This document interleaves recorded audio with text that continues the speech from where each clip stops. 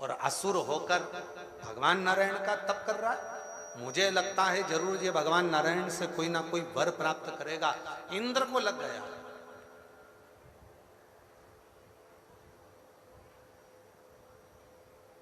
जब किसी व्यक्ति की बहुत बड़ाई होने लगती है, किसी बहू की, किसी सास की, किसी बेटे की, किसी बेटी की, किसी पति की, किसी भाई की, किसी बहन की, किसी माता की, किसी पिता की, किसी साधु की, किसी सन्यासी की, किसी तपस्वी की, किसी साधक की, किसी उपासक की जब बड़ाई होने लगती है तो उसके जो साथ वाले हैं उनको लगने लगता है कि अब तो हमारी दाल गलने वाली।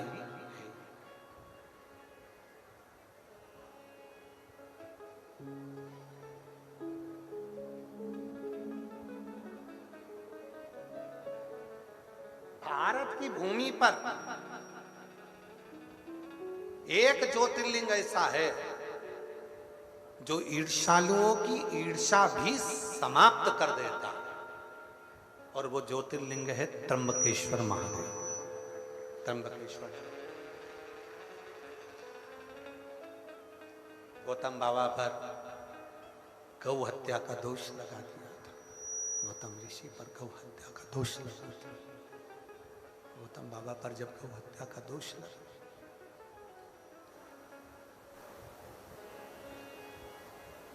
और लगाने वाले कोई दूसरे नहीं थे, लगाने वाला कोई दूसरा नहीं है। गौतम बाबा पर जो गौ हत्या का दोष लगाया था वो किसी दूसरे ने नहीं लगाया था, कोई दूसरा नहीं लगाया। गौतम बाबा पर जो गौ हत्या का दोष लगा था वो गौतम बाबा के ही आश्रम के नजदीक में कुछ और भी निवास करते थे। उन्होंने देख लिया कि गौतम बाबा तो दिन भर तप साधना में, भजन में, कीर्तन में, स्मरण में, भक्ति में, भजन में, नाम जाप में, कीर्तन में डूबे रहते हैं, और गौतम बाबा का वर्चस्व तो सब दूर फैला हुआ है।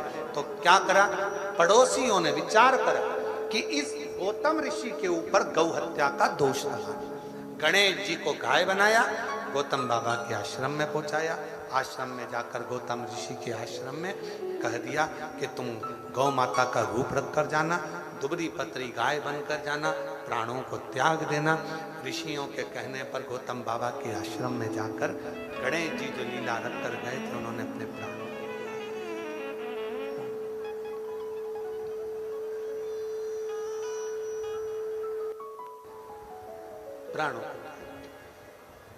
सबने मिलकर गौतम बाबा पर गौ हत्या का दोष लगा। संसार का मनुष्य, एक मानव और एक महादेव, दोनों में अंतर है। मानव दोष देखता है और महादेव किसी में दोष नहीं देखते, वो केवल गुण देखते हैं, केवल गुण।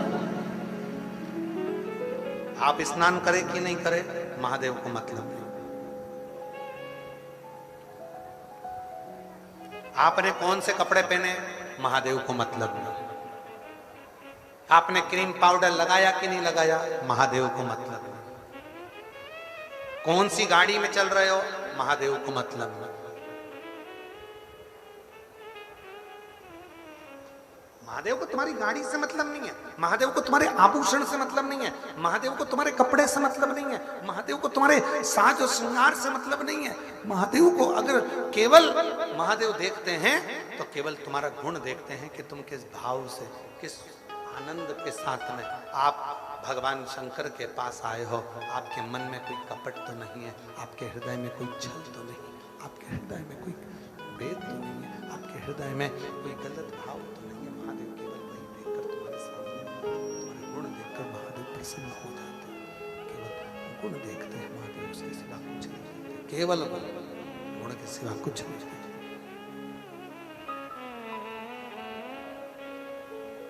वो दोष देख रहे हैं, वो गुण देख रहे हैं। दुनिया का काम है वो दोष देखना।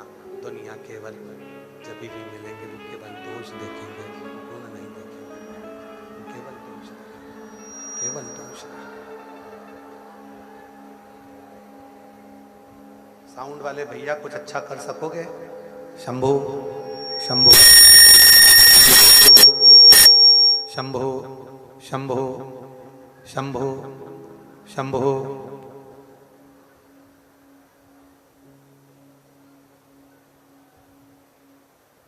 वो केवल दोष देखते हैं, दोष कैसे? दुनिया दोष देखती है, मेरा महादेव दोष नहीं देखता। मेरा महादेव दोष नहीं, मेरा महादेव केवल देखेगा तो गुण ही देखेगा, केवल गुण, उसके सिवा कुछ नहीं।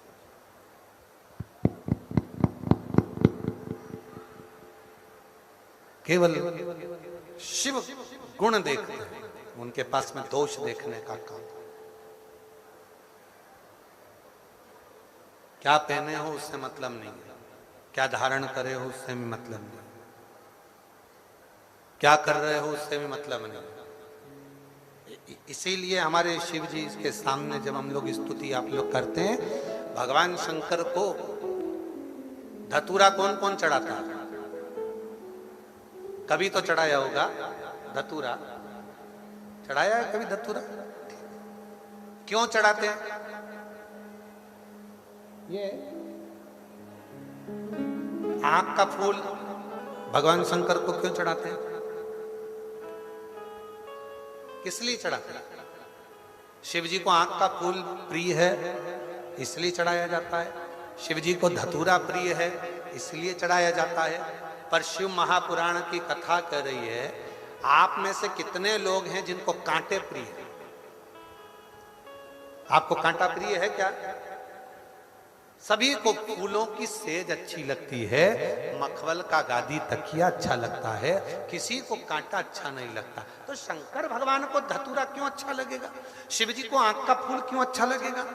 पर शिव जी तुमसे आंख का पुष्प लेते हैं, शिव जी तुमसे धतूरा लेते हैं। उसका कारण क्या है? उसका एक कारण है, हम धतूरा भगवान को इसलिए देते हैं कि बाबा ये धतूरे में जैसे कांटे हैं, मेरी जिंदगी में भी बहुत कांटे हैं बाबा, ये कांटों से भरा हुआ मेरा जीवन है बाबा, ये कांटों से भरा हुआ मेरा जीवन है बाबा। बस इस कांटे भरे जीवन को मैं किसी को नहीं दे सकता, दूंगा तो केवल तुझे ही दूंगा। कड़वाहट से भरे हुए जीवन को मैं किसको दूंगा बाबा? दूंगा तो केवल तुझको दूंगा। तू इस धतूरे को जैसे स्वीकार करे, तू जैसे इस आँख के पुष्प को स्वीकार करे बाबा, वैसे ही मुझे भी तू स्वीकार कर लेना, मुझे भी अपनी शरणागति देना, मुझे भी अपना बना लेना। बस उस तरह से भगवान को समर्पित कर दो। शिव की शंकर भगवान शंकर की स्वीकृति में, भगवान शंकर के शिव को प्रीता नहीं,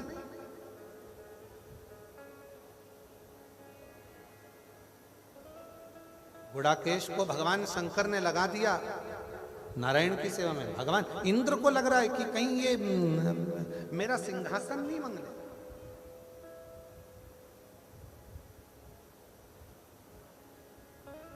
बड़ी बहू ज्यादा सेवा करती है तो छोटी बहू को लगने लगता है कहीं मम्मी इसको सोने की अंगूठी ना दे दे, और छोटी बहू ज्यादा सेवा करती है तो बड़ी को लगने लगता है कहीं सास इसको कुछ ना निकाल कर दे दे।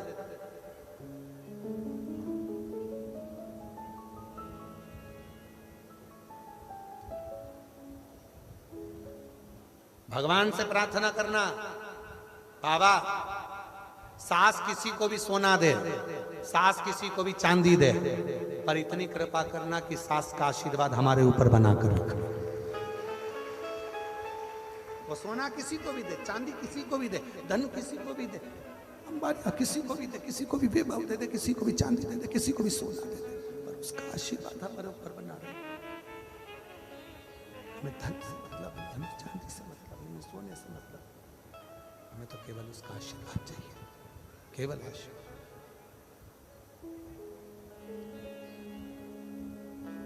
वो एक हमारे सैलन भैया गुनगुनाते ना, देना हो तो दीजिए जन्म जन्म का, मेरी सिर पर रख दो बाबा अपने दोनों हाथ, देना हो तो दीजिए जन्म जन्म का साथ। आवाज तो बढ़ाते हो, ये आवाज तो खोलो जिससे लोगों को मालूम पड़े बोल क्या रहे हैं। शंभो शंभो शंभो। शिव भगवान ओघड़दानी त्रिकालदर्शी कैलाशी अविनाशी शिव कथा का हमें धन नहीं, हमें वैभव नहीं, हमें दौलत नहीं, बाबा हमें देना आशीर्वाद दे दीजिए, हमें केवल वर दे दीजिए। और आशीर्वाद मिल गया, जीवन का सारा सुख प्राप्त हो गया, सारा सुख मिल गया।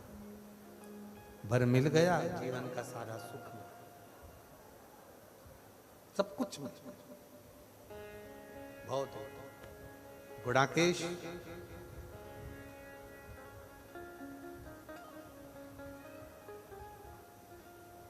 नारायण की सेवा करे पर इंद्र को ठीक नहीं लगा। इंद्र को लगा कि कहीं मेरा सिंहासन ना मांग लिया। ब्रह्मा जी के पास पहुंच गए। ब्रह्मा जी बोले चिंता मत करो, क्यों टेंशन लेते हो, शिव पर छोड़ दो, भगवान देवादिदेव महादेव पर छोड़ दो, भगवान शंकर पर सब छोड़ दो। छोड़ दिया शिव जी को,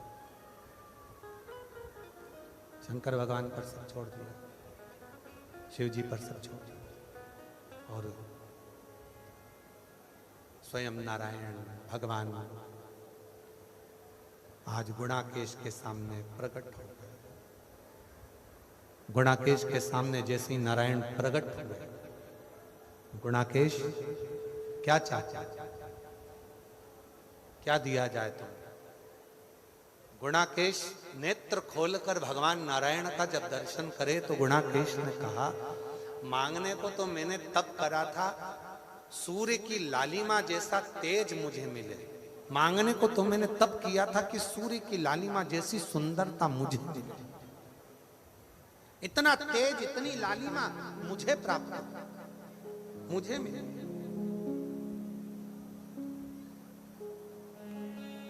पर अब मुझे ये लालिमा, ये तेज नहीं चाहिए, अब तो मुझे आप वर दे दो।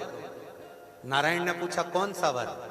बस आपके सुदर्शन से मेरा शरीर कट जाए, आपके सुदर्शन से मेरा धड़ कट जाए और ये धड़ के कटे हुए अंग आपके चरणों में सेवा में लग जाए, इससे ज्यादा कुछ नहीं चाहिए। पर गुणाकेश, तुम्हें तो देवादिदेव महादेव ने मेरी भक्ति में लगाया था। वो बच्चा महादेव था, हाँ महादेव ने आपकी भक्ति में लगाया, हाँ महादेव के, हाँ। शिव सामने आ गया, गुणाकेश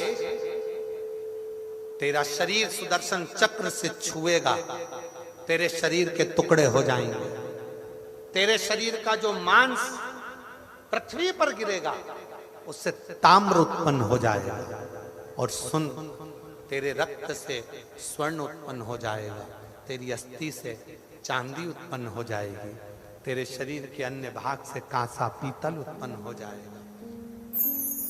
हाथ जोड़कर गुणाकेश कहता है, बाबा 33 कोटि देवता की मैं कोई सेवा नहीं कर पाया, यदि मेरे शरीर धातु का रूप धारण करेगा और मैं ताम्र बन जाऊंगा तो एक कृपा करना, 33 कोटि देवता की सेवा में ये मैं ताम्र बनकर, तांबे का पात्र बनकर आपकी सेवा में लगा रहूं, आपकी सेवा। शिव ने कहा, शंकर भगवान बोले, भगवान देवादिदेव महादेव बोले, भगवान शंकर ने कहा, ए गुणाकेश मैं तुझे वर देता हूं, सारी धातु में एक धातु तांबा जो तेरे शरीर से उत्पन्न हुआ है, उस तांबे को मैं वर देता हूं। सारी धातु को ईश्वर के पास आने के लिए सिद्ध करना पड़ेगा, पर तांबे का कोई भी पात्र सिद्ध करने की जरूरत नहीं पड़ेगी, स्पर्श मात्र सिद्ध हो जाता है। स्पर्श। कई लोग कहते गुरु जी भगवान शंकर को किस पात्र से जल चढ़ा, भगवान शंकर को कौन सा पात्र दिया जाए, शिव जी को किस पात्र से जल चढ़ाना चाहिए। तांबे का पात्र शंकर भगवान को आप जल चढ़ाते हो, तांबे का पात्र अपने आप में सिद्ध है, तांबे के पात्र में सिद्धता है, तांबे के पात्र को सिद्ध करने की जरूरत नहीं पड़ती, तांबे के बर्तन को सिद्ध करने की जरूरत नहीं पड़ती, तांबे के पात्र को सिद्ध करने की जरूरत नहीं पड़ती, तांबे का पात्र अपने आप में सिद्ध होता है, उसको तो केवल आपने जल चढ़ाया और उसमें सिद्धता रहती है।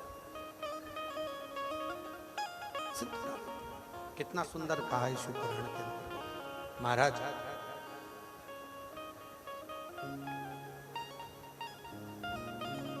जब हम घर में से तांबे के लोटे में जल भरकर शिव जी के मंदिर में लेकर जाते हैं, जब हम घर से जल भरकर तांबे के लोटे में शंकर भगवान के मंदिर में पहुंचते हैं जल लेकर, तो हमारे घर का जो सारा तकलीफें हैं, कष्ट हैं, हम बाबा देवाधिदेव महादेव को कहने के लिए, उसके चरणों में छोड़ने के लिए कि हमारे जीवन में ये दुख, ये कष्ट, ये तकलीफ है, आप इसको स्वीकार कर लीजिए, हमारे जीवन में ये कष्ट, ये तकलीफ से सब मिट जाए, शिव को समर्पित करने के लिए जाते हैं, भगवान शंकर को समर्पित करने के लिए।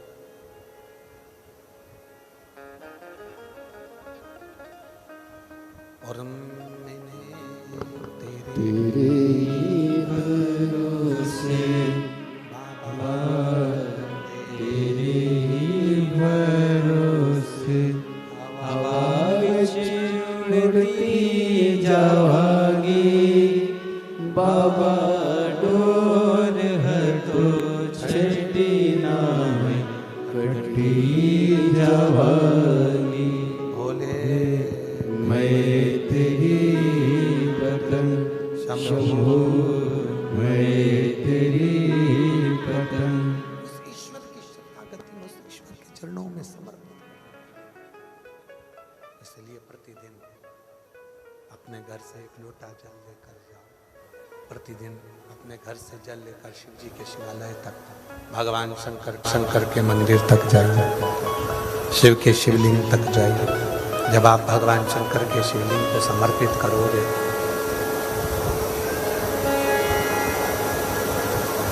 जब चल ही नहीं रहा है तो काहे बोलवा लिया भाई।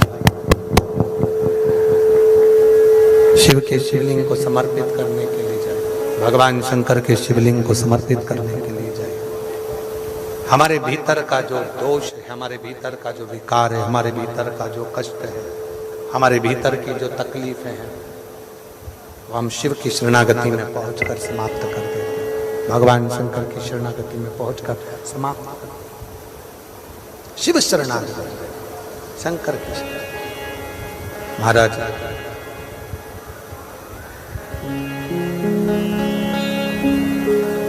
ताम्र का पात्र सोना चांदी हीरा पन्ना के पात्र से भी ज्यादा सिद्ध माना गया।